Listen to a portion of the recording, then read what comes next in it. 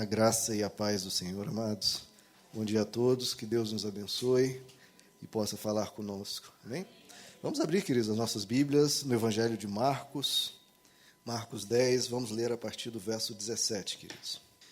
Diz assim: quando Jesus ia saindo, um homem correu em sua direção e se pôs de joelhos diante dele. E lhe perguntou: bom mestre, que farei para herdar a vida eterna? Respondeu-lhe Jesus: por que você me chama bom? Ninguém é bom a não ser um, que é Deus. Você conhece os mandamentos: não matarás, não adulterarás, não furtarás, não darás falso testemunho, não enganarás ninguém, honra teu pai e tua mãe. E ele declarou: mestre, a tudo isso tenho obedecido desde a minha infância. Jesus olhou para ele e o amou. Falta-lhe uma coisa, disse ele: vá, venda tudo o que você possui, dê o dinheiro aos pobres e você terá um tesouro no céu. Depois, venha e siga-me. Diante disso, ele ficou abatido e afastou-se triste, porque tinha muitas riquezas. Jesus olhou ao redor e disse aos seus discípulos: como é difícil aos ricos entrar no reino de Deus. Os discípulos ficaram admirados com essas palavras, mas Jesus repetiu: filhos, como é difícil entrar no reino de Deus. É mais fácil passar um camelo pelo fundo de uma agulha do que um rico entrar no reino de Deus. Os discípulos ficaram perplexos e perguntavam uns aos outros: nesse caso, quem pode ser salvo? Jesus olhou para eles e respondeu: para o homem é impossível, mas para Deus não. Todas as coisas são possíveis para Deus. Amém, queridos? Vamos orar. Senhor Jesus, nesta manhã, esse tempo, esse período é totalmente dedicado ao Senhor. Que o Senhor possa falar conosco aos nossos corações, a mensagem que o Senhor quis entregar naquele dia possa atingir os nossos corações e nos transformar. É o que te pedimos em nome de Jesus. Amém. Podem se assentar, queridos. Bom, queridos, aqui é uma história bem conhecida, né? E a gente vê logo do início que se trata de uma pessoa bem dedicada, né? Esse jovem rico era uma pessoa, não uma pessoa que, enfim, anda pela vida sem pensar nas coisas de Deus, sem qualquer interesse. Não, a gente nota que é uma pessoa bem dedicada, bem intencionada. Nós vemos que ele corre até Jesus. Então, havia uma sede nele. Diz que ele se ajoelha diante de Jesus e diz que cumpria os mandamentos. Nós vemos desde o início mostrando que ele era uma pessoa, não uma pessoa relapsa, não uma pessoa que, enfim, com a vida toda torta, toda errada. Pelo contrário, era um jovem bem compromissado que buscava honrar o seu pai e sua mãe, buscava servir a Deus e obedecer. E a história desse jovem rico, queridos, me lembra muito, me parece muito a história de vida de muitos evangélicos, talvez a maioria. Ou seja, a pessoa busca Deus, quer ser parecido com Deus, busca ter uma vida correta. Mas o que a gente nota nesse jovem rico é, ele sente que tinha alguma coisa faltando. Ele sentia que alguma coisa não estava certo. Por que eu obedeço tudo? Por que eu busco ser uma pessoa dedicada, que eu busco ter uma vida correta, mas ainda assim eu tenho um vazio? Ainda assim tem algo dentro de mim que está faltando. E a pergunta que ele fez a Jesus mostra o que o incomodava, o que ele estava sentindo dentro do coração dele, dentro da alma dele, que mostrava o que ele estava faltando, o que ele não tinha certeza, o que ele ainda estava inseguro. Ele vem a Jesus e pergunta: o que eu farei para herdar a vida eterna? O que eu farei para herdar a vida eterna? Então, veja só, ele não tinha essa consciência, essa certeza da eternidade. E muitas pessoas são assim. Muitas pessoas servem a Deus, obedecem os mandamentos, mas se um parente morre, essa pessoa se desespera. Por quê? Porque não tem consciência da eternidade. Se um filho morrer, ou um amigo morrer, ou um parente morrer, essa pessoa se desespera. E se essa pessoa, ela mesma, está na ameaça de partir, ela também sente medo. Por quê? Meu Deus, será que eu tenho a vida eterna? O que eu faço para ter a vida eterna? A eternidade realmente existe? E essa pessoa, ainda num nível mais básico ainda, se as finanças dessa pessoa vão mal, para ele tudo vai mal. Por quê? Porque ele está confinado a essa existência, a eternidade para ele é algo incerto. Quando o que o Evangelho nos ensina é justamente o contrário. As coisas aqui dessa terra são passageiras, são incertas, são totalmente frágeis e podem mudar do dia para a noite. Agora, a única coisa certa, a única coisa segura, a única coisa em que você pode colocar a sua confiança, pode depositar totalmente a sua fé, é na eternidade. A eternidade assegura, aqui na terra há incertezas. A gente vai ver isso mais à frente. Então, essa pessoa, se as finanças vão mal, muitas vezes para ela a vida perde sentido. A vida acabou. Por quê? Porque essa consciência de eternidade não está trabalhando a esperança e a motivação da pessoa. Então, a maioria das pessoas vive assim, em função de enriquecer, como esse jovem. O que o texto nos diz? Que ele era um jovem rico. Então, ele era como a maioria das pessoas, vive em função de enriquecer. Só que, estranhamente, por mais que ele estava enriquecendo, por mais que ele já era rico, estranhamente, ele ainda se sentia que algo estava pobre, algo estava miserável. E aí, isso que acontece com a maioria das pessoas, enriquece, enriquece, enriquece, ainda sente um vazio, ainda sente que não está completo, e ela tenta enriquecer ainda mais, tentando tapar aquele buraco, só que não adianta. Por mais que a pessoa enriqueça, por mais que a pessoa se encha de bens, não é isso que preenche o coração. A alma não se satisfaz com materialidades. A alma não se satisfaz com materialidades. Nós vemos isso na história do jovem rico. E Agostinho, bispo de Hipona, lá no século IV, ele diz uma frase para mim que, desde que eu li, eu nunca esqueci, uma frase memorável. Ele diz: Deus, criaste-nos para ti, e a nossa alma só descansa quando descansa em ti. Criaste-nos para ti, e nossa alma só descansa quando descansa em ti. E nós, geralmente, como esse jovem rico, acordamos para essa realidade. Em alguns momentos da vida, a gente vem e se pergunta. Quando a gente pensa e lembra que todos nós, sem exceção, vamos morrer. Todos nós. Então, essa pergunta vem para absolutamente todos. Isso não é algo exclusivo do jovem rico.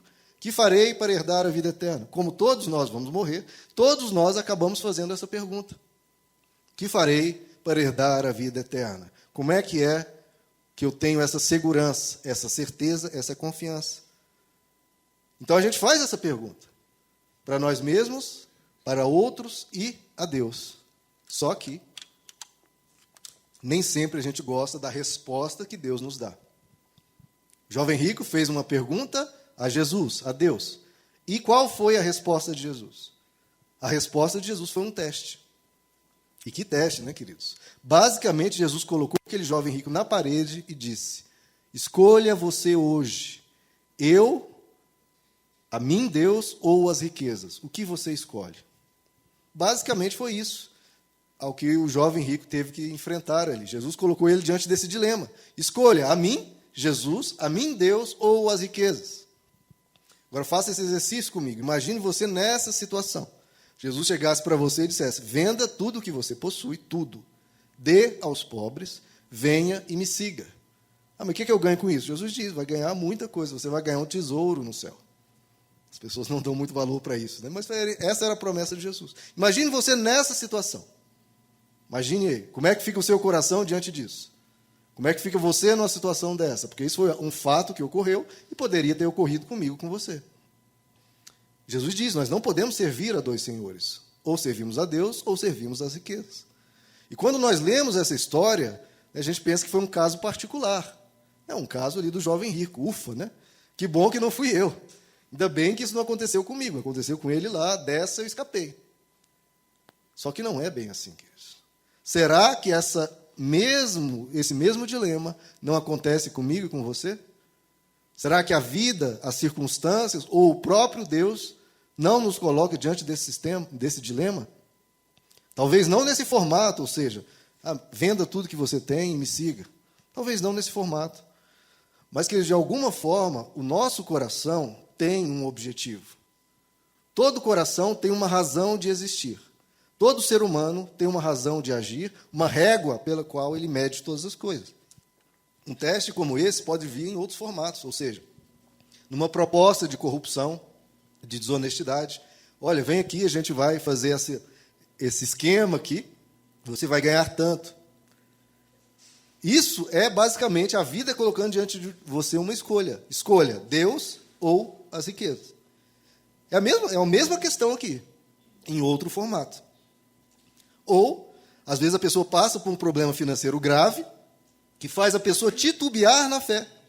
E a pessoa, muitas vezes, se questiona: será que vale a pena seguir a Deus? A pessoa põe isso entra naquele dilema. Eu estou perdendo, eu estou tendo dificuldades financeiras, e será que eu continuo com a minha fé? É, de novo, a pessoa tendo que escolher entre Deus e as riquezas. Ela associa Deus e riquezas a uma coisa só, e quando tem um problema financeiro, ela acaba, muitas vezes, perdendo a sua fé. Então, a gente precisa pensar que isso é algo que vem a todos nós. Jesus faz essa pergunta: a quem você escolhe? Veja, é muito fácil e cômodo dizer, eu já vi isso inúmeras vezes, as pessoas dizendo: olha, Deus é tudo para mim. Olha, Jesus é o máximo. Jesus, para mim, é a minha vida. Jesus é tudo o que eu quero. Falar isso é fácil, até que você é colocado diante de um dilema. Até que você tem que fazer uma escolha. Até que as circunstâncias da vida vêm com dor. Né? Nós cantamos aqui, a música 4 Estações. Quando estamos na primavera ou no verão, onde tudo está lindo, onde tudo está bonito, as pessoas seguem a Deus porque é fácil, é cômodo você dizer: Jesus é tudo para mim, Deus é tudo para mim. Mas aí vem o inverno, aí vem o outono, aí vem o dilema, aí vem a escolha. Quando todas as flores secaram, as folhas caíram, a maioria da vegetação morreu, e você vê a vida cinzenta e muitas vezes sem vida, e aí você está diante de um dilema. Será que nesse momento de outono e de inverno você continua dizendo: Deus é tudo para mim, Jesus é o máximo, Deus é a fonte da minha vida, Deus é a minha alegria? Porque é muito fácil, de novo, dizer: Deus é tudo para mim, até que vem o próprio Deus e diz: demonstre. Ah, Jesus, você é o máximo. E ele vem para você e diz: demonstre que você crê nisso. Demonstre que isso é uma realidade na sua vida. É que o Evangelho nos ensina: a fé sem obras é morta. Se a pessoa diz que crê, mas na hora de viver essa fé, essa fidelidade, e se manter firme ao que Deus ensina, aí é o momento de demonstrar que a sua fé é verdadeira. E aí Jesus vem e diz: olha, quão dificilmente entrarão no reino de Deus os que têm riqueza. Quão dificilmente entrarão no reino de Deus os que têm riqueza. E o texto nos diz que os discípulos ficaram espantados, ficaram admirados com aquilo. Espera aí, Jesus, é isso mesmo que você quis dizer? E Jesus repete e confirma, ampliando. Porque Jesus diz que é difícil para os ricos entrar, e ele vem e amplia o que ele acabou de afirmar. Ele diz: é mais fácil um camelo, que é um animal bem grande, passar pelo fundo de uma agulha. É mais fácil isso do que um rico entrar no reino de Deus. Vocês veem isso sendo pregado hoje em dia? Não, né? Há sempre o estímulo para as pessoas ficarem mais ricas, inclusive nas igrejas pregando sempre riquezas, dinheiro, etc. Agora, o que Jesus pregava, que é o meu interesse? Ele dizia quão dificilmente, quão incrivelmente difícil um rico para entrar no reino de Deus. É mais fácil um camelo passar por um fundo de uma agulha. Como é que você vê? Olha como você vê a diferença do que Jesus ensinava. Boa parte dos ensinos hoje em dia é o quê? Seja um camelo. Deus vai te transformar num camelo. Deus quer que você seja um camelo. Jesus falou: não, eu não quero isso para ninguém. Porque um camelo, para passar no fundo de uma agulha, é muito difícil. Quando nós lemos aquele trecho que Jesus diz: o caminho do reino de Deus é apertado, é estreito. A maioria das pessoas pensam isso em termos de rigores, de obedecer a 1001 regras. Agora, qual o caminho apertado que nós vemos aqui? Um camelo passar no fundo de uma agulha. É um pouco apertado. Não é? Então, o que Jesus e o Evangelho nos ensina é não servir ao ouro, não buscar ao ouro, porque se nós buscamos isso, nós não podemos servir a Deus e as riquezas. Não servir ao ouro, mas servir ao outro e servir a Deus. Os discípulos discordam de Jesus. É interessante que no texto, os discípulos vêm e começam a argumentar. Espera aí, Jesus, se você está dizendo que um rico dificilmente entrará no reino de Deus, que é mais fácil um camelo passar por fundo de uma agulha, buraco de uma agulha, então os discípulos argumentam: não, Jesus, isso você está entrando em contradição. Isso não é assim, Jesus, isso não funciona assim, porque senão quem pode ser salvo? Quem é que vai ser salvo se para os ricos é tão difícil, para todo mundo também vai ter suas dificuldades? Quem é que pode ser salvo? E aí Jesus, em vez de concordar com os discípulos, ele amplia ainda mais. Então Jesus vem, fala algo duro, amplia uma vez e agora amplia uma segunda vez. Ele diz: para os homens isso é impossível. É impossível uma pessoa que acumula riquezas ser salva. Olha só, queridos, a teologia da prosperidade, que é algo que está em voga em boa parte dos lugares, advoga isso e se torna uma máquina de desviar pessoas da fé. Porque há uma exigência que a pessoa se torne um camelo. E o que acontece? Se a pessoa vem para a igreja e perde dinheiro, ela abandona a fé. Ah, não, isso aí não funciona. Se ela vem para a igreja e não ganha mais dinheiro, ela perde a fé. Se ela vem para a igreja e ganha dinheiro, e depois de um tempo começa a perder, abandona a fé. Então, para inúmeras circunstâncias da vida, a pessoa está despreparada para viver. Despreparada. O único problema nessa análise que eu acabei de fazer é que a pessoa não perde a fé porque nunca teve, não segundo o Evangelho. E quando a pessoa, Jesus diz lá na parábola do semeador, que a pessoa, quando ouve a mensagem do Evangelho, com essa mentalidade de camelo, com a mentalidade das riquezas, diz Jesus, é Jesus que diz, que a mensagem, a palavra de Deus é infrutífera. É infrutífera. Jesus diz em Mateus 13, quanto ao que foi semeado entre os espinhos, este é aquele que ouve a palavra, a semente entre os espinhos. Ele ouve a palavra, mas a preocupação dessa vida e o engano das riquezas sufocam a palavra, tornando-a infrutífera. Olha como isso é sério, queridos. Então, muitas pessoas que estão indo a lugares que ensinam as pessoas a se tornar camelas, mas a pessoa está ouvindo a palavra de Deus, a pessoa está ouvindo os ensinos de Jesus, mas Jesus disse que essa pessoa que tem a mentalidade com a mente de riquezas, a mente de camelo, a palavra de Deus se torna infrutífera. É Jesus dizendo isso. Então não adianta ir num lugar que ensina 50%, 60%, 70% do tempo, dizendo que a pessoa tem que acumular riquezas, que a pessoa tem que ser a super prosperidade em pessoa. Mas a pessoa está ouvindo a palavra. Sim, mas Jesus diz que essa mente de riquezas sufoca a palavra e a torna infrutífera. É por isso que Jesus vem e bate de frente aquele jovem rico e faz um teste, para tentar cortar da mente dele essa mente de riquezas, que faz de Deus apenas um instrumento de fazer você se tornar cada vez mais rico. Deus não é o objetivo são as riquezas, e Deus eu uso porque Deus é um bom negócio, Deus vai me dar mais. E aí Jesus vem e bate de frente com um teste. E é claro que há uma solução. Jesus diz, para o homem, para os seres humanos, é impossível uma pessoa com essa mentalidade, a pessoa que só pensa em dinheiro, e a família vai sendo deixada de lado, Deus vai sendo deixado de lado, por isso que a pessoa vai se sentindo pobre, vai sentindo que falta algo, que ela não tem a certeza da eternidade, e Deus, para ela, é um ser distante. Deus é um nome, uma palavrinha mágica, mas não tem vivência com Deus, não tem experiências com Deus, e o coração dela não está preenchido por Deus. Para essa pessoa, que o motivo da existência dela, o motivo do acordar cedo, o motivo de tudo na vida dela é as riquezas, Jesus vem e enfrenta. Escolha entre mim e as riquezas. Mas Jesus diz, para os seres humanos isso é impossível, mas não para Deus, porque para Deus tudo é possível. Deus pode mudar a mente de qualquer ser humano. Então Jesus deixa claro, Deus teria que usar de uma misericórdia extrema para salvar pessoas com a mente assim, que não querem saber de Deus, que estão ocupados demais para Deus. Ocupados demais. Isso não é algo que nós lemos só aqui em Marcos 10. Jesus o tempo todo fala sobre isso. Tem a parábola do banquete, onde Jesus diz que no fim dos tempos, Deus vai chamar uma pessoa, olha, venha para o banquete, venha para junto de mim, venha passar um tempo comigo. Deus, queridos, convidando as pessoas.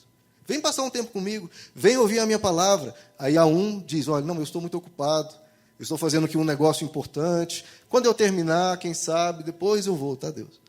Para outro, Deus faz o mesmo convite, a pessoa diz, não, eu estou ocupado aqui com os preparativos do meu casamento, agora não dá, eu estou aqui cuidando da minha família, eu estou fazendo isso, eu estou no lazer, eu vou no clube, vou fazer isso. Jesus, depois. E vai todo mundo dando desculpas e dizendo, Deus, depois, Deus, depois. E aí Jesus diz, por fim, ele vai e chama os pobres, os mendigos, os que não têm riquezas, porque esses acabam vindo porque não estão ocupados demais para Deus.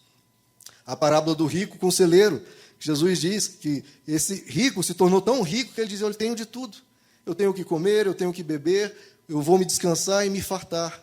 Como é que Jesus chama essa pessoa? Jesus diz, você é um louco, porque amanhã mesmo vão pedir a tua alma. E tudo que você correu, tudo que você se desgastou, tudo que você fez e correu atrás, essa foi a sua vida. E você vai morrer. E aí? Você se preparou para o que vem depois? Você se preparou para a vida eterna? Louco, amanhã pedirão a tua alma. O que você está fazendo com a sua vida? É só isso que você corre atrás? Isso não é a vida verdadeira. A vida verdadeira é a vida eterna.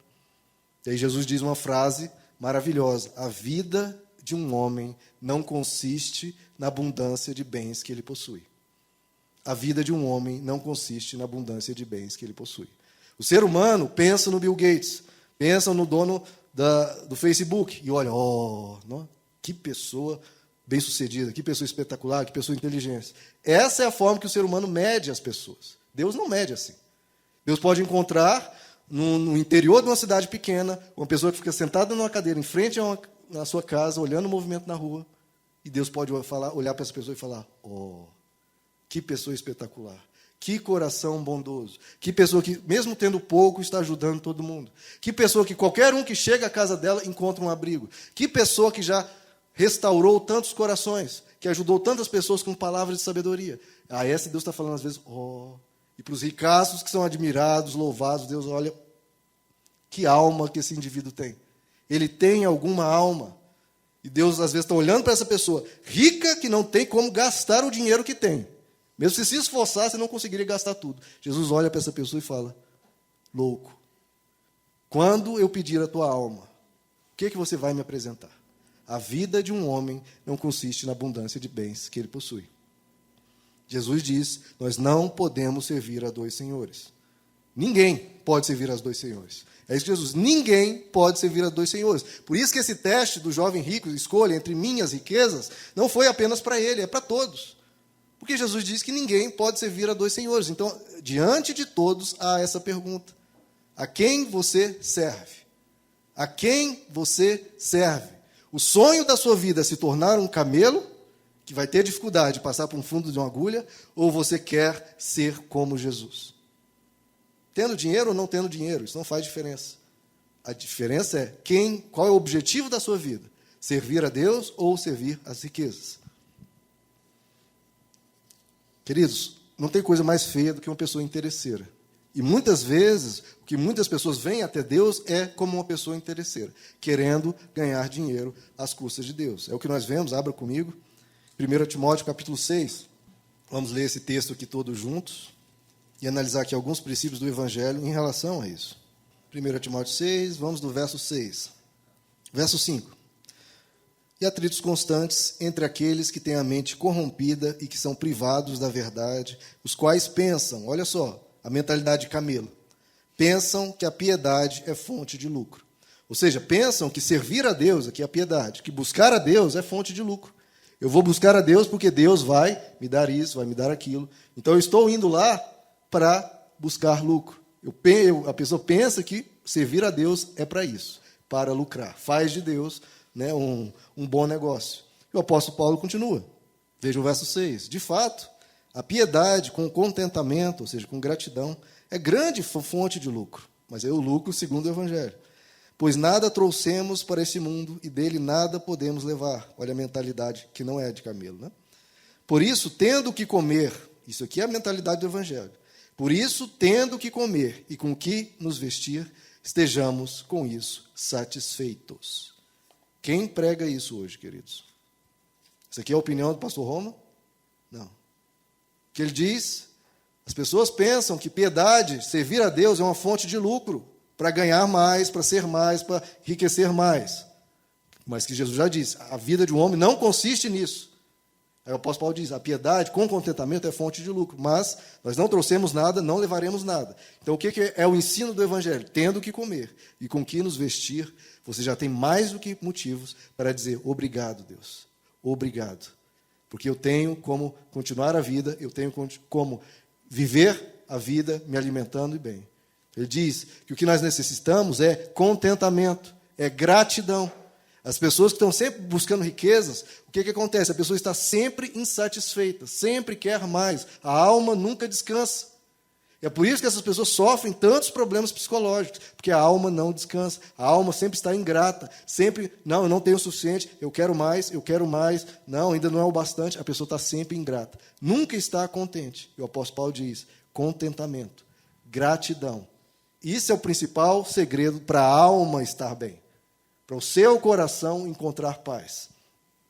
E ele continua, olha como o Evangelho quer nos poupar de sofrer, verso 9. Os que querem ficar ricos, mentalidade de camelo, caem em tentação, em armadilhas e em muitos desejos descontrolados e nocivos, que levam os homens a mergulharem na ruína e na destruição, pois o amor ao dinheiro é a raiz de todos os males. Algumas pessoas, por cobiçarem o dinheiro, desviaram-se da fé e se atormentaram com muitos sofrimentos.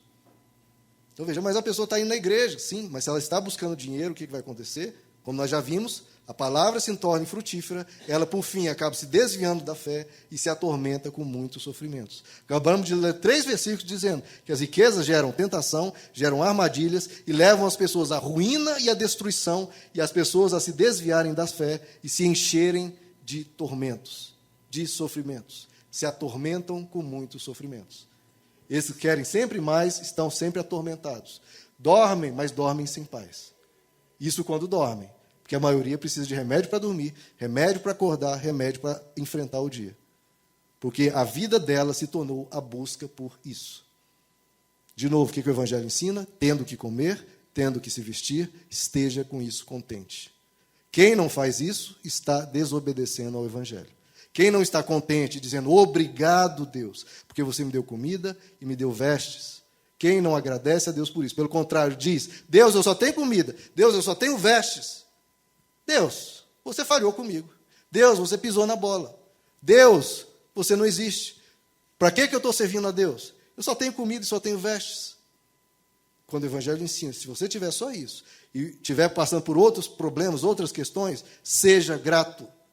Seja grato. Contentamento e louve ao teu Deus. Os outros problemas você enfrenta, você resolve e Deus te ajuda. Mas nunca perca o contentamento. Nunca perca a gratidão. Nunca perca a satisfação. Senão, você tem mentalidade de camelo. E dificilmente passará por um buraco de uma agulha. E a eternidade vai perdendo o valor. E você vai sempre focando nas coisas, no material. E a eternidade vai perdendo o valor. E o que o Evangelho diz, a pessoa está se atormentando com muitos sofrimentos, em vez de estar grato e confiante em Deus. E no verso 11, não, agora, apóstolo Paulo, tudo bem, você explicou aqui vários versos. Resume para mim. Vários versos, às vezes eu não consigo guardar, não sei. Resume para mim, apóstolo Paulo, resuma. Para mim o que o Evangelho ensina. O Evangelho, não o que tem por aí. Verso 11. Você, porém, porque os outros fazem como os versos anteriores. Você, porém, homem e mulher de Deus, o que você tem que fazer? Ele diz, fuja de tudo isso. E qual que é a sua busca? A motivação do seu existir busque a justiça, a piedade, a fé, o amor, a perseverança e a mansidão. Combata o bom combate da fé. Tome posse, lembra do jovem rico? Que eu farei para herdar a vida eterna? Por que ele não herdava? Não tinha sido, porque ele não buscava. O que o Evangelho ensina? Toma posse da vida eterna para a qual você foi chamado e fez boa confissão na presença de muitas testemunhas. Então, das riquezas, isso não é a motivação do seu ser. Se for a motivação do seu ser, fuja disso. Que mais, tom mais solene e grave ele poderia usar do que esse? Fuja disso. O que você vai buscar é a justiça, a fé, o amor, a mansidão, a fidelidade e tome posse da vida eterna. Que isso gera descanso para a alma. Isso gera que a pessoa se sinta com Deus. Veja só, queridos, eu não faço, jamais farei, apologia da pobreza. Jamais. Houve períodos da igreja que houve isso, por causa da quantidade imensa de versos nesse sentido. Fizeram apologia da pobreza. Errado. Mas eu também não faço apologia da riqueza. Nem apologia da pobreza, nem apologia da riqueza. Apologia o quê? Do meio termo? Não, queridos. Não é apologia da pobreza, nem apologia da riqueza, nem apologia do meio termo. Não é apologia desse estilo. Porque no Evangelho não há apologia em termos financeiros. O que se faz é apologia de Deus. Tome posse da vida eterna. Busque o reino de Deus. Não é para... Finanças é algo secundário. O que é a nossa vida é buscar a Deus. Eu sempre vou advogar que a maior riqueza do ser humano é Deus. Sempre. A nossa solução não está em Deus. Não, eu vou até Deus para buscar a solução, essas 1001 coisas que Ele vai nos dar. A solução não está em Deus, a solução é Deus. É isso que o Evangelho ensina. E é por isso que quem é do Evangelho anuncia Cristo. Como o apóstolo Paulo diz em 2 Coríntios capítulo 2. Ao contrário de muitos. Olha, já no início do cristianismo. Quando Jesus tinha acabado de morrer e ressuscitar. O apóstolo Paulo está dizendo, ao contrário de muitos. Nós não negociamos a palavra de Deus. visando o lucro.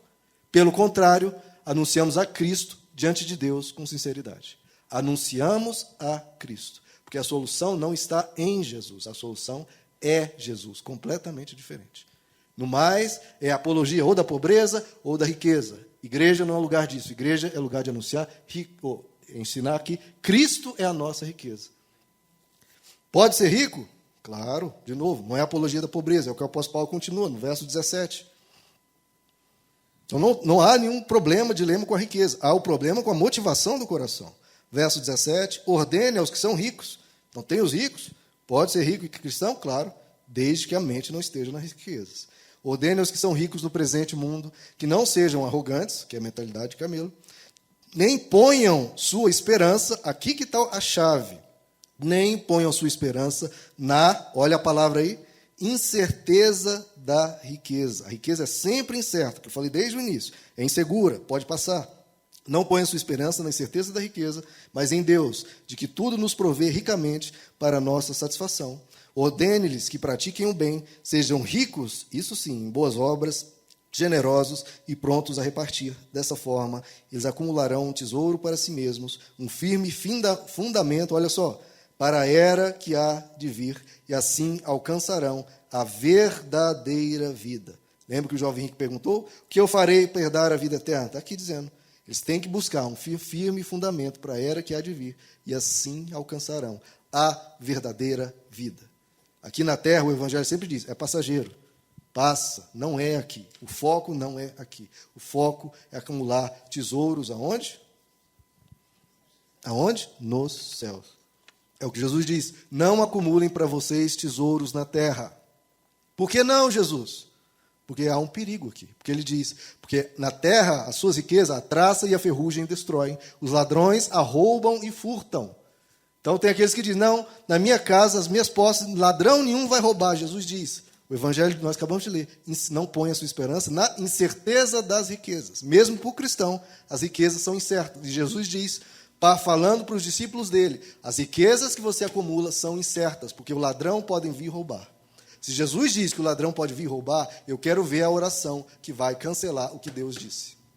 Por que Deus pode permitir que um ladrão venha e rouba? Porque ele já avisou, são riquezas, são incertezas. A sua esperança não é para estar aí. É para acumular tesouros nos céus. Se você se foca a sua vida para acumular tesouros na terra, o próprio Deus pode permitir que o ladrão, a ferrugem ou a traça venha e roube, para você acordar e ver que a sua vida não consiste na abundância de bens que você possui. Não consiste.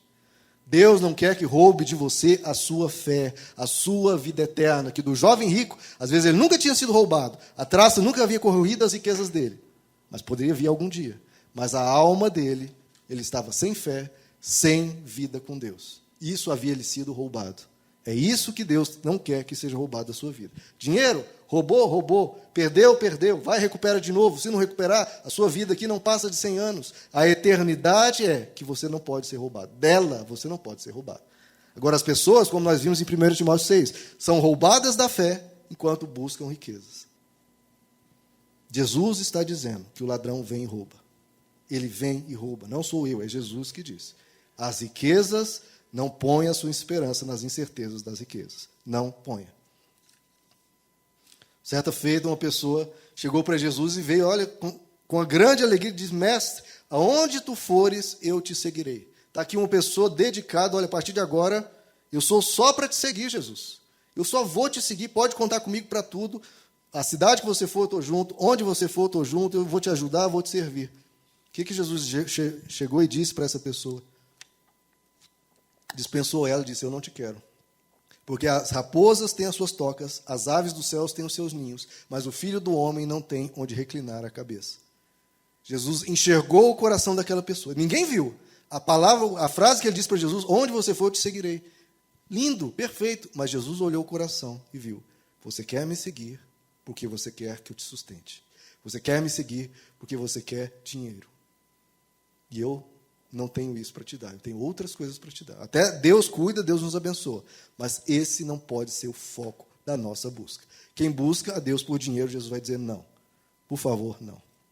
Por que Jesus multiplicou pães apenas 2 vezes, queridos?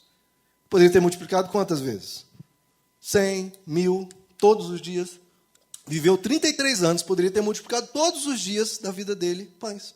Sem ele precisar trabalhar, Jesus trabalhou, e sem as outras pessoas trabalhar. Imagine, o planeta inteiro se converteria. Porque quem não quer comida de graça? Poderia ter multiplicado pães todo dia. Jesus, mas você teria... O mundo inteiro teria se convertido. Aonde que eles haveria alguma... Não haveria, na verdade, nenhuma conversão. Porque ninguém estaria convertendo-se a Deus, estariam se convertendo aos pães, teriam mente de camelo. E na segunda vez, Jesus detonou o milagre. As pessoas vieram e falaram, olha, nós vamos te fazer rei, você é o nosso rei, você é tudo para nós, você é o nosso rei. E Jesus disse, não, eu não vim trazer pães, eu vim trazer a minha carne e o meu sangue. Não vim pães, não é esse o meu objetivo. Eu quero que você alimente da minha carne e do meu sangue. Por quê? Ele explica. Porque quem comer desse pão, perece, morre. Não é a pergunta do jovem rico? Eu tenho tudo, eu tenho abastança, eu tenho dinheiro, mas cadê a minha vida eterna? Eu me sinto vazio. E Jesus diz exatamente, quem comer desse pão vai morrer. Mas quem se alimenta de mim vai ter vida, vida em abundância e vida eterna. Ele é o pão da vida. As pessoas queriam pão. Jesus diz, não, pão não, eu ofereço a mim, Deus. Aí as pessoas dizem, então não quero. Deus não, eu quero pão.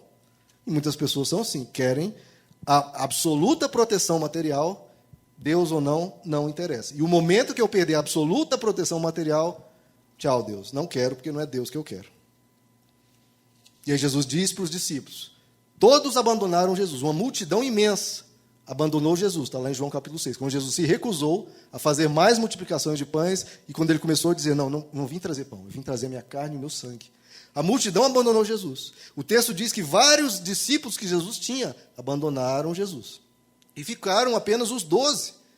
E Jesus vira para ele e diz, vocês, quereis ir também? Eu sei que se nessa igreja, em vez de pregar 1 Timóteo capítulo 6, dizendo, tendo o que comer e o que se vestir, estejam contentes, e numa igreja onde não vai pregar a mentalidade de camelo, onde diz, não acumulem riquezas na terra, essa é uma igreja em que a multidão pode deixar, que muitos dos discípulos podem abandonar. E se ficar só 12, o que a gente pode fazer é como Jesus. Olha, nós vamos continuar pregando o evangelho. Vocês querem ir também? Porque encher uma igreja é fácil, basta pregar, acumule riquezas. Não se contente em ter o que comer e o que vestir. Não, meu irmão, você é filho de Deus, você é isso, você é aquilo. Você aqui vai multiplicar pães todo dia. Deus vai multiplicar pães na sua vida todos os dias. E acumule riquezas. E você nunca vai ser roubado. E você nunca vai passar por aflições. Ou seja, tudo o oposto que o Evangelho ensina. Tão oposto que hoje as pessoas nem conhecem o que eu estou dizendo aqui. Está escrito e ninguém lê. Ensina o oposto completamente. E aí, as multidões vão para lá. E o que Jesus chega para os discípulos diz, só sobraram os 12. Por quê? Porque Jesus diz, pão não, carne e sangue sim. Eu vou anunciar Cristo, eu vim anunciar a mim, como a verdadeira riqueza, como a verdadeira paz, como aquilo que satisfaz a alma humana, que realmente dá a verdadeira vida, que dá a vida eterna. Vocês querem? Se não, vocês 12 que sobraram, vós podeis ir também. O que Pedro diz para Jesus? Quando Jesus diz, quereis ir também? O apóstolo Pedro diz, só tu és o Filho do Deus vivo. Olha, essa é a verdadeira fé do Evangelho, queridos. Só tu és o Filho do Deus vivo. E só tu tens as palavras de vida eterna. Lembra da pergunta do jovem rico? Vê como tudo está entrelaçado, como o Evangelho é uma coisa só. Mestre, o que eu farei para herdar a vida eterna? E o apóstolo Pedro diz, tu és o Filho de Deus, o Filho do Deus vivo, só tu tens as palavras de vida eterna. Veja que o apóstolo Pedro diz, não, só tu tens as palavras de riqueza e prosperidade. Não foi isso que ele disse. Ele diz, Jesus, você não está oferecendo pão, você não está oferecendo essa completa e absoluta riqueza, não. Mas só você, tem as palavras de vida eterna. Por isso nós vamos continuar. Lá em João capítulo 4, uma mulher samaritana está tirando água do poço e Jesus vem a ela, tem um diálogo, em um dos momentos Jesus diz, olha, a água que eu tenho para te dar vai saciar a sua sede para sempre. Para sempre vai saciar a sua sede. E a mulher diz, opa, maravilha, como a maioria dos cristãos hoje. Interpretou como? Riqueza. Riqueza. Ah, Jesus, então você tem uma água que eu não vou precisar mais vir ao poço pegar. eu não vou precisar mais trabalhar, porque Deus vai me abençoar tanto que eu nem vou precisar mais trabalhar, eu vou ter uma água lá, não preciso mais vir tirar água desse poço, que eu tenho que caminhar, tenho que pegar um balde pesado, jogar lá embaixo, puxar a corda, muito pesado, e pego o balde cheio de água, 2 baldes, caminho até minha casa, é muito difícil. E aí Jesus diz, não, eu não estou falando disso. Hoje, a gente tem que explicar isso, que não é disso que Jesus está falando. Ele diz, a água que eu te der vai se tornar uma fonte a jorrar para a vida eterna. Quem crê em mim, já em outro verso capítulo 9, Jesus diz, quem crê em mim, do seu interior fluirão rios de água viva. O jovem rico tinha riquezas em abundância, mas não tinha uma fonte a jorrar para a vida eterna. Tinha muito dinheiro e muitas posses, mas do interior dele não fluía rios de água viva. Isso, queridos, é vida e vida em abundância. Do coração fluir rios de água viva. Jorrar, do coração da pessoa jorrar para a vida eterna. Isso é vida em abundância. E isso precisa ser explicado hoje, porque as pessoas não veem abundância nisso. E Deus olha e vê, nesse coração está jorrando vida. Está jorrando vida, está pulsando bondade, está pulsando o meu coração dentro dela. Está cheio de pessoas no mundo, queridos. Ricas e super ricas, mas secas por dentro. Não tem água viva, não tem nada disso. O diabo não tem problema algum em você ser rico. Ele tem problema, claro que se ele puder fazer a gente miserável, ele fará. Mas o que ele quer mesmo é que você seja sem vida, sem paz, sem harmonia e principalmente sem fé. Pessoa podre de rico, mas sem fé em Deus, sem um coração em Deus, esse ele diz, esse é meu, esse eu tenho, esse eu quero. Jesus diz, qual que é o ensino do Evangelho, como nós já comentamos? Buscai em primeiro lugar o reino de Deus e a sua justiça. O que o texto nos diz? As demais coisas, elas são acrescentadas. Então, o motivo do seu existir, a razão do seu existir, aquilo que te faz feliz, não pode ser ter ou não ter, tem que ser Deus. Porque aí, se você perder, o ladrão roubar, ou a traça corroer, ou a ferrugem destruir, a estrutura do seu ser permanece intacta. As coisas aqui, perdeu, você corre atrás de novo. A estrutura do ser você não pode perder. Se a estrutura do seu ser for riqueza, perdeu, acabou. Você desmonta, você desaba, a vida acabou, tudo se torna apocalíptico. Por isso que tudo que a gente coloca como Deus, não sendo Deus, a Bíblia chama de idolatria. Só que as pessoas, em vez de buscar o reino de Deus e a sua justiça em primeiro lugar, o que fazem é buscar no reino de Deus o dinheiro. Então, estão buscando o dinheiro no reino de Deus. Não é isso, é buscar o reino de Deus. Não é buscar o dinheiro no reino de Deus, que é uma maquiagem aí para disfarçar a verdadeira cobiça do ser humano, a mentalidade de camelo. Não é buscar a riqueza no reino de Deus, é buscar o reino de Deus, e as riquezas são consequência. Esse é o ensino do Evangelho, buscar o reino de Deus. É por isso que o apóstolo Paulo, em Efésios 1, verso 3, ele diz, bendito seja o Deus e Pai do nosso Senhor Jesus Cristo, que nos abençoou com toda sorte de bênçãos espirituais nas regiões celestes em Cristo. Então, qual que é a verdadeira busca deles? Deus me abençoa com toda sorte de bênçãos espirituais. Eles sempre falavam disso, bênçãos espirituais, porque era o que eles queriam. Por incrível que pareça, eles queriam Deus. Hoje, muitos não conseguem enxergar que dá para ser feliz tendo apenas Cristo, apenas, entre aspas. O que tem de difícil entender isso, queridos? Se for difícil entender que dá para ser feliz com Cristo e apenas Cristo, aí não sabe quem é Deus. Veja só, se o propósito de Deus, se a diferença que marca servir a Deus ou não servir a Deus fosse riqueza, se fosse isso que nos diferenciasse de quem não serve a Deus, nosso Deus seria absolutamente fajuto, fraco, sem poder e ridículo. Porque veja só, saiu nessa semana, a Amazon e a Apple chegaram até, agora essa semana, chegaram ao valor dessas empresas, alcançou o valor de $1 trilhão. $1 trilhão valem essas empresas, cada um. A Amazon e a Apple. Os donos dessas empresas são cristãos, queridos? Pelo que eu saiba, não. Pelo que eu saiba, não. Então é isso que faz diferença entre o que serve e o que serve a Deus? Se fosse isso, queridos, abandone sua fé, porque nosso Deus seria muito fajuto. Principalmente, como 2 Coríntios 8 diz, lá no verso 2, no meio da mais severa tribulação, a igreja da Macedônia, com grande alegria, eles, no meio da extrema pobreza deles, no meio da extrema pobreza deles, transbordaram em rica generosidade, pois dou o testemunho de que eles deram tudo quanto podiam e até além do que podiam por iniciativa própria. Ele está dizendo, o apóstolo Paulo, que a igreja da Macedônia, na extrema pobreza deles, deram ofertas para a igreja de Jerusalém, que era mais pobre ainda.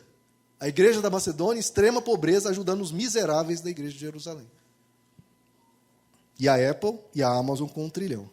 O que faz diferença, então, entre um que serve a Deus e o que não serve a Deus? A gente pode ver, por exemplo, em Lucas 16, que Jesus conta a parábola do rico e do Lázaro. O que acontece lá? Um Lázaro, um mendigo, Jesus diz, ele era mendigo. E, além de mendigo, ele era coberto de úlceras, e o texto diz que ele desejava alimentar-se com as migalhas que caíam da mesa do rico. Desejava se alimentar das migalhas que caíam da mesa do rico. E diz que os cães vinham lamber-lhe as úlceras.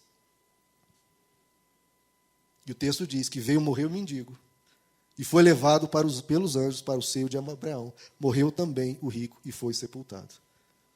Qual é a diferença? Será que o mendigo orou para Deus? Senhor, eu estou pobre, Senhor, eu estou doente, me ajuda. Será que ele orou? O que vocês acham?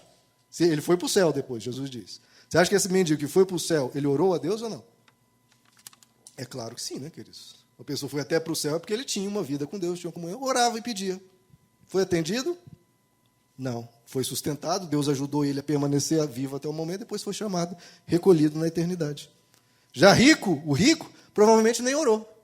Já tem bastante, já tem muito, preciso de Deus. Não, que Deus, o quê? Não quero saber de Deus, não. Então, o que faz diferença entre quem serve e não serve a Deus? Nós vemos que Lázaro, ele foi para a eternidade.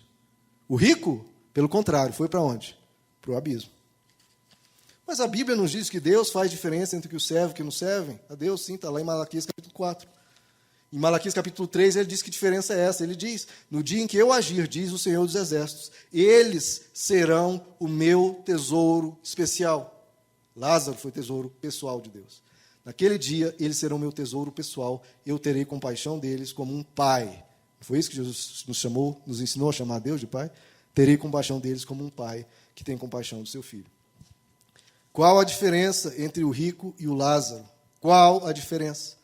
Um tinha certeza de eternidade. O outro, como jovem rico, o que eu faço para ter vida eterna? Eu não sei nem se existe vida eterna, não estou nem interessado nisso, e se eu estiver interessado, eu não tenho certeza de nada. Não sei se tem vida eterna, se não tem. A diferença entre o rico e o Lázaro. E qual que é a outra diferença entre o rico e o Lázaro? É simples. Lázaro tem um nome. Deus o chamava pelo nome. A gente viu o texto aqui, o jovem rico e o rico, da parábola do rico e o Lázaro, não tem nome para Deus, porque eles não quiseram saber de Deus. Lázaro tem um nome. O rico não tem um nome. O jovem rico não tem um nome. Quem vai querer ter um nome na eternidade? Então coloque o nome de Jesus no seu coração. Busque ao reino de Deus e a sua justiça. Porque quem buscar meramente riquezas, mesmo se for buscar riquezas no reino de Deus, vai ser uma pessoa sem nome. Vai ser chamado meramente como um rico. Então Deus olha para os donos das grandes multinacionais e diz, aí está um rico, está aí um rico. Agora, às vezes, olha para nós aqui, olha e fala, está ali a Janaína. Está ali a Natasha, a Milena. Está ali o Gustavo, está ali a Rosângela, está aqui o Wagner. Esses Deus conhece pelo nome. O que farei para herdar a vida eterna? A pergunta dele, Jesus disse, escolha. Faça uma escolha simples. Escolha a mim. Escolha a mim como motivo da sua existência. Quer trabalhar, quer enriquecer sem problema nenhum, mas não seja isso que esteja o seu coração. O seu coração esteja em mim. E não apenas da boca para fora, de verdade. Em espírito e em verdade. Meu Pai busca adoradores que o adorem em espírito e em verdade. Tem que ser algo verdadeiro. Tão verdadeiro ao ponto de, se um dia tiver que escolher, ou se um dia perder tudo, não muda nada a sua fé. Nada. Perdeu tudo. O ladrão roubou, a traça correu, a ferrugem destruiu. Não mudou nada. Eu continuo querendo Deus, eu continuo buscando Deus. Deus é a razão do meu existir. Ele, somente Ele. Qualquer outra coisa que for a razão do seu existir, que você perder, você desaba, aquilo é o seu Deus. O que eu farei para herdar a vida eterna? Escolha Deus. E como diz Apocalipse capítulo 2, podem ficar de pé, queridos? Em Apocalipse capítulo 2, verso 17, é Deus que diz, aquele que tem ouvidos, ouça o que o Espírito diz às igrejas. Ao vencedor darei do maná escondido. Também lhe darei uma pedra branca. com um novo nome nela inscrito. Então, na eternidade, os que buscam Deus colocaram o coração em Deus, em mais nada. As outras coisas não são da essência do ser, não são da estrutura do ser, não são a motivação de você existir, não é a razão da sua felicidade. Só serei feliz se tiver isso. Só serei feliz se for bem-sucedido. Só serei feliz se for... Não, eu sou feliz. Eu tenho contentamento, eu tenho gratidão. Mesmo se eu só tiver roupas, mesmo se eu só tiver comida, eu sou grato. Por quê? Porque eu tenho Deus. Quem é mais rico? A Magda, que não tem $1 trilhão, mas tem Deus, ou aqueles que têm bilhões de dólares? O ser humano vai falar, o outro. Deus vai olhar e falar, aquele é apenas um rico. A Magda é minha filha. Ela é mais rica. Porque ela tomou posse de algo chamado vida eterna. E tem como a maior riqueza dela, o que é a maior riqueza, que é Deus. Deus vale mais do que qualquer trilhão, queridos. Qualquer trilhão, se você tiver que escolher entre 1 trilhão e Deus, ria, por favor. Ria, cuspa. Jogue fora, bota fogo. Não titubeie. Deus vale mais. Deus vale mais, sempre. O verdadeiro evangelho diz, cuidado para não ser um camelo, com mentalidade de riquezas. Cuidado para não acumular riquezas e fazer dela a sua vida, porque pode passar. Não ponha sua esperança na incerteza das riquezas. Agora, tome posse da vida eterna. E ajunte riquezas para a era que há de vir. Esse é o evangelho, que não faz apologia nem da pobreza, nem da riqueza, nem de meio termo, não faz apologia de nada de finanças. Faz apologia de Cristo. E busca a Cristo. E as outras coisas vêm naturalmente, com o nosso trabalho, com a nossa dedicação e com o cuidado simples de Deus, sem exigências, sem murmurações, apenas confiando na graça dele. Vamos orar, queridos? Senhor Jesus, o Senhor tinha multidões diante de ti. Poderia ter multiplicado pães e tomado o mundo inteiro e ser escolhido rei, mas seria o rei do pão. Mas o Senhor decidiu ser o crucificado que nos oferece o sangue e a sua carne. Mesmo havendo poucos que talvez o queiram, Senhor, eu quero e há pessoas aqui que querem. Em outros lugares pode estar sendo oferecido pão. Aqui se oferece a carne e o teu sangue. E anunciaremos a Cristo, sempre. Eu escolho o Senhor, Senhor. Eu escolho o Evangelho. E obrigado porque a sua carne e o seu sangue, sim, matam a sede da nossa alma, satisfazem o nosso coração e nos dão estrutura para aguentar o que for e nos levam para a vida eterna. Obrigado porque o Senhor tem nos ensinado a acumular tesouros nos céus. E ninguém está vendo. Ninguém olha para nós e vê tesouro algum, mas o Senhor está vendo o que nós estamos acumulando. Enquanto os poderes e riquezas visíveis os homens veem, e você não está nem aí para isso. Senhor, nós queremos, como diz a profecia, ser o teu tesouro pessoal. Eu quero, Senhor, ser o teu tesouro pessoal. E que você seja meu pai sempre. Que seja o pai de cada um sempre. Um pai que cuida, um pai que protege, um pai que nos ajuda, mas buscando a ti. Sem sermos pessoas interesseiras, buscando verdadeiramente o Senhor, o reino de Deus e a sua justiça. Senhor, obrigado porque essa pergunta, o que farei para herdar a vida eterna, o Senhor já nos respondeu. E o Senhor conquistou essa bênção, essa herança para todos nós, e nos fez filhos, herdeiros e co-herdeiros com Cristo. Obrigado pela eternidade, Senhor, onde nos encontraremos, onde encontraremos aqueles que partiram, e te agradecemos por tudo que o Senhor conquistou. E quero fazer aqui, Senhor, uma oração de agradecimento, porque pela tua graça, todos nós aqui temos o que comer, o que vestir. Então eu quero te agradecer, Senhor. Muitos aí estão insatisfeitos e brigando e murmurando, e às vezes até blasfemando contra ti, porque só tem às vezes isso. Mas nós queremos dizer que temos muito, Senhor. Obrigado por tudo que o Senhor tem nos dado. Obrigado por termos o que comer, o que vestir. Nos ajuda sempre a ter esse coração grato. Sempre louvando a ti, sabendo que as outras coisas serão acrescentadas. E se mesmo que tivermos uma situação, uma luta, uma dureza na vida, os outonos e invernos da vida, a nossa fé seja algo inegociável. O Senhor seja sempre a nossa maior riqueza, que nunca pode ser negociada, nunca pode ser trocada, o Senhor sendo a nossa maior riqueza. Senhor Jesus, como diz o apóstolo Paulo, Cristo, que é a nossa vida. Essa é a verdadeira vida.